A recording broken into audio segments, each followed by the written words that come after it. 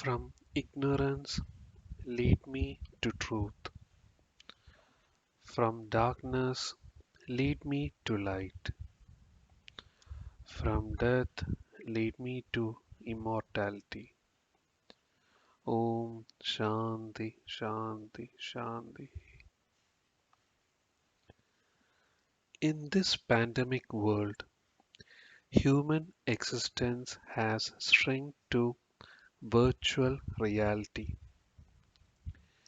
We are no longer going outside to prove our existence, and our existence is only proved by activities of some online accounts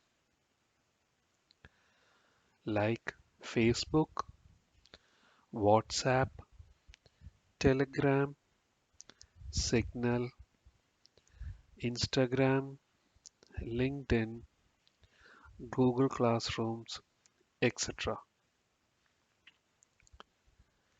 Education to bank account opening is now happening with a click of a button or touch of a hand. Technology had grown over and beyond human intelligence. In this rat race, are we doing enough for saving our identity online? Do you believe any single organization, local or global, or any agency can help us or save us our identity? Let's pause for a minute and think about it. The logical answer will be no. We can only save ourselves, and the first step is to understand and learn and share our knowledge in the world of information technology. The mission of this channel is to inspire and educate common man in simple way in order to save and preserve its own online identity.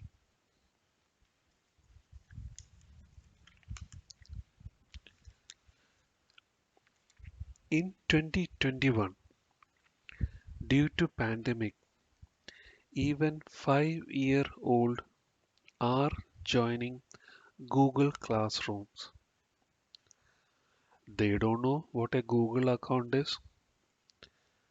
They don't know what a screen sharing is, but they are using Google Classrooms based on instructions provided by the teachers. They are doing clicks, they are doing touches, and struggling on a daily basis for the assignments they can submit online. These kids are using mobile phones, tablets, desktops, or laptop, even not knowing how these devices actually work. Parents, grandparents, or relatives are buying these devices or lending these devices for the little ones just to continue or pursue their education. Due to the ignorance of parents or grandparents or our well-wishers or little ones, n number of information is available to the outside world. To be precise, the virtual world.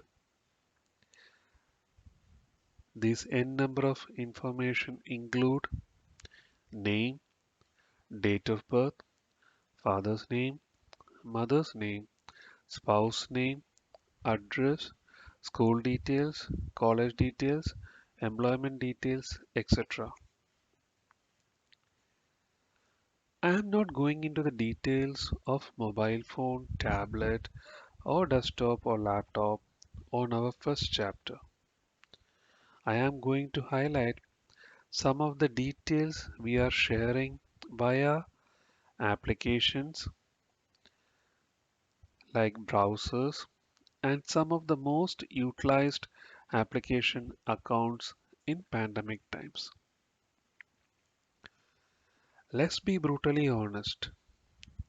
We human race survived this pandemic because of applications like Facebook, TikTok, and other social media application to entertain us. Intelligent people blessed with proper education knows what details to be shared on this online platform, but for a majority population, they don't know what to share, how to share. For them, a new Android phone means a new Gmail or a Google account and a new Facebook account because their old accounts is tied up to an old Android phone which is no longer available to them. They are not aware of where the face photos are stored or where the documents are stored. For the majority, if Google Pay is not working, they will show the mobile phone to anyone just to fix the issue. And to the majority of the population who is using the Android phone doesn't even remember the Gmail ID created or the password that was used to create it for usage of that particular phone. For the common man, Aadhaar, PAN, or other social security number is required for any banking transaction. And during this pandemic times, these social security items like Aadhaar or PAN is mostly used for loans, that too online. As a first step in online learning, let's understand the importance of password and how we can keep our passwords secure. Let's go into step by step of ensuring how we can keep our passwords safe. The first and important rule that we need to follow is create separate email accounts for banking and social network, etc. Why this is important? Because just like one wise man said, we should not keep all our eggs on a single basket. If we keep every online account tied up to a single Gmail account, if we forget that Gmail account password or if that Gmail account is compromised, the entire online identity of that individual would be compromised. So I repeat again, try to create separate email accounts for financial transactions and try to keep a separate account for social networks. Point number two, try your best to use single sign on Gmail or Facebook accounts. This is very important point. Sometimes we need to create a account on some of the website, and nowadays most website while creating an account will ask you this question or give us an option. Do you want to continue using your Facebook or do you want to continue using your Gmail for registering onto that particular website? And our answer would be yes, because we did not fill up the entire details, right? And secondly, we don't want to remember one more password because we just want to use the free service. Remember the one basic rule: for anything that is offered free in this online virtual world, we are the commodity. Our data is the commodity. So always avoid using single sign-on using Gmail or Facebook accounts. Point number three is make sure you use different password for every accounts wherever possible. So most of us have a habit of using same password for almost every account that we have. This will minimize that person in recollecting the password, and it would be easy for that particular individual to remember a single password to log into different accounts. But that is a very wrongdoing in case of password safety.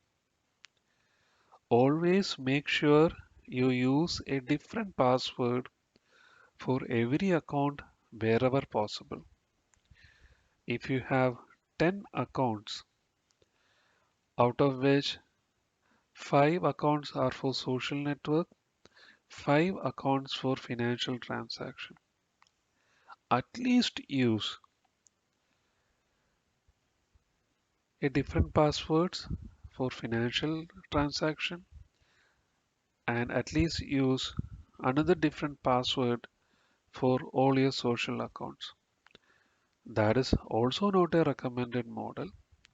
For every account, you should ideally have a different password. Point number four, be sure not to share your password. This is the biggest rule that you should always remember. Your password is the key to your online existence. If you share your password to any individual in this world, it can be blood relatives, it can be friends, you will say that that person is a trustworthy person. Yes, we know that, but the sharing medium can be compromised. It can be via WhatsApp, it can be via Telegram. Of course, these are encrypted applications, but still, the backups, those applications may not be fully encrypted.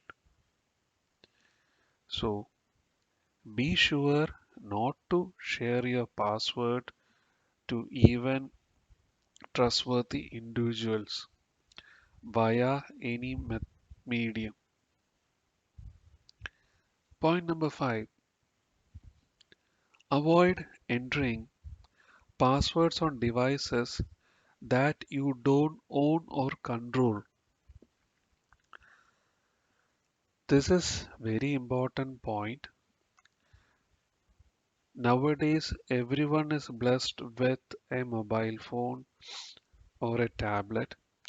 Internet cafes are minimally active, but still, your password should only be entered on devices that you own or that you have full control of. Avoid entering passwords on devices that is shared.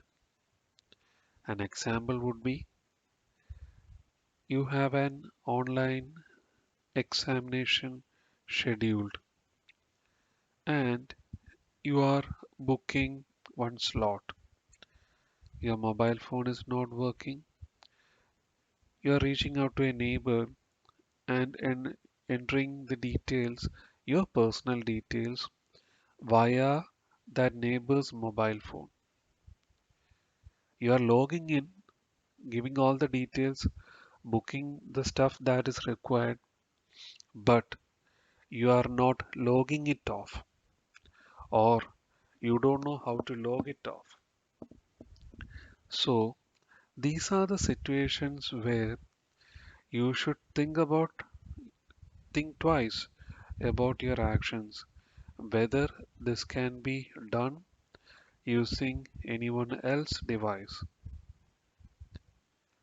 Point number 6 would be avoid entering passwords when using unsecured connections.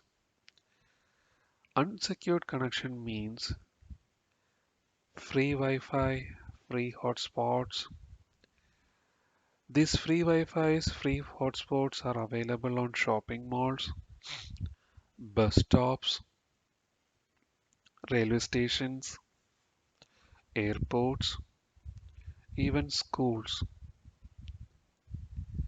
So if you believe that these are unsecured connections, please avoid entering passwords which is too critical for you using these unsecured connections. In this digital age, we are talking about 4G and 5G connectivity available on majority of the mobile phones. So why we want to use these unsecured connections and risk our online identity? Moving to the another point would be how passwords needs to be created. Majority of us in the beginning of creating a password, we create password which is related to us. For example, it can be our friend's name, it can be our parents' name, it can be our date of birth, it can be our kid's name, it can be the combination of all the mentioned above. But that is a big no when it comes to password safety. Password safety clearly points out saying that we should not give any information that is related to us while creating a password.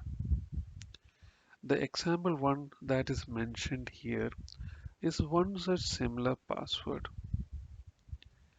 So if you look at it, it has uppercase, it has lowercase, 8 characters, numbers and symbols on that particular password. But still, if you look on a deeper level, it still has a clue which is your age.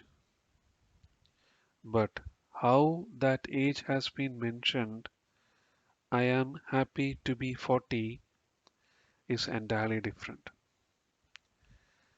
Example 2 would be is a phrase to be or not to be. This we have written in a different way using uppercase, lowercase, characters, special characters, symbols, etc.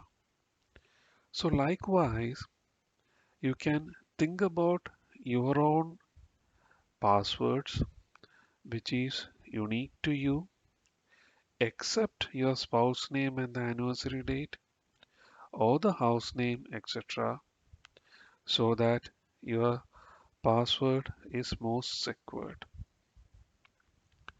Last but not the least, we must be strategic with your secret questions and answers that you give on this online site. Say, for example,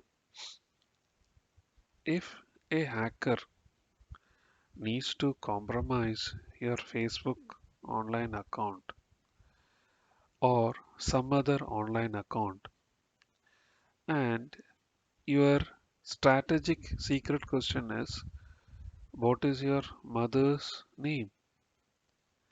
That information is already available on the internet. What is your father's name? That information is also already available on the internet. So avoid those information which is already available in the internet, and we need to be strategic with whatever the secret questions and the answers we keep for the password safety. I am not saying that following all these steps will ensure your password should be 100% safe and secure. This is only the first baby step that we can do in ensuring that our online identity can be saved from wrongdoers. So once again, thanking you to listening me patiently through the first chapter. I'll be coming up again with other chapters related to how to create a Gmail account in a safe, secure manner, how to retrieve Gmail accounts if your password is forgotten or not known. Likewise, how to create other social media accounts and how to retrieve these accounts, and various other options also. As a first chapter, I hope that this is meaningful to everyone and it is narrated in a simple way. God bless us all. Thank you.